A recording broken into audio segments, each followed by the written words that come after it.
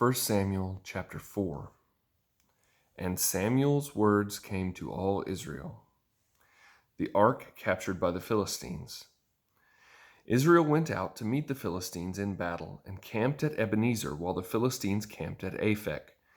The Philistines lined up in battle formation against Israel, and as the battle intensified, Israel was defeated by the Philistines, who struck down about 4,000 men on the battlefield.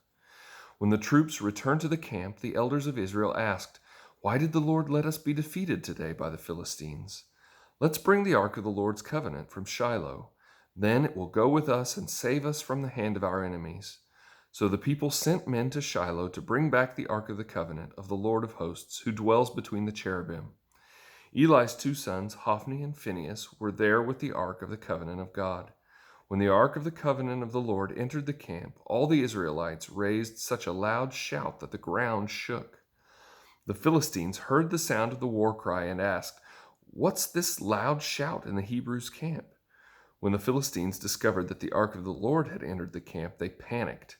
"The gods have entered their camp," they said. "Woe to us! Nothing like this has happened before. Woe to us! Who will rescue us from the hand of these magnificent gods? These are the gods that slaughtered the Egyptians with all kinds of plagues in the wilderness. Show some courage and be men, Philistines. Otherwise you'll serve the Hebrews just as they served you. Now, be men and fight." So the Philistines fought, and Israel was defeated, and each man fled to his tent. The slaughter was severe. 30,000 of the Israelite foot soldiers fell. The ark of God was captured, and Eli's two sons, Hophni and Phinehas, died. Eli's death and Ichabod's birth. That same day, a Benjaminite man ran from the battle and came to Shiloh. His clothes were torn, and there was dirt on his head. When he arrived, there was Eli sitting on his chair beside the road watching, because he was anxious about the ark of God. When the man entered the city to give a report, the entire city cried out. Eli heard the outcry and asked, "Why this commotion?" The man quickly came and reported to Eli. At that time, Eli was 98 years old, and his gaze was fixed because he couldn't see. The man said to Eli, "I'm the one who came from the battle. I fled from there today." "What happened, my son?" Eli asked.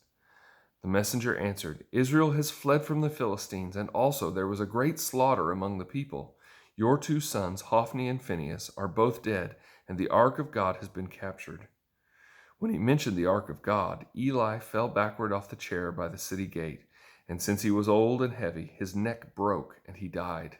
Eli had judged Israel 40 years. Eli's daughter-in-law, the wife of Phinehas, was pregnant and about to give birth. When she heard the news about the capture of God's ark and the deaths of her father-in-law and her husband, she collapsed and gave birth because her labor pains came on her. As she was dying, the women taking care of her said, "Don't be afraid, you've given birth to a son." But she did not respond or pay attention. She named the boy Ichabod, saying, "The glory has departed from Israel," referring to the capture of the ark of God and to the deaths of her father-in-law and her husband. "The glory has departed from Israel," she said, "because the ark of God has been captured."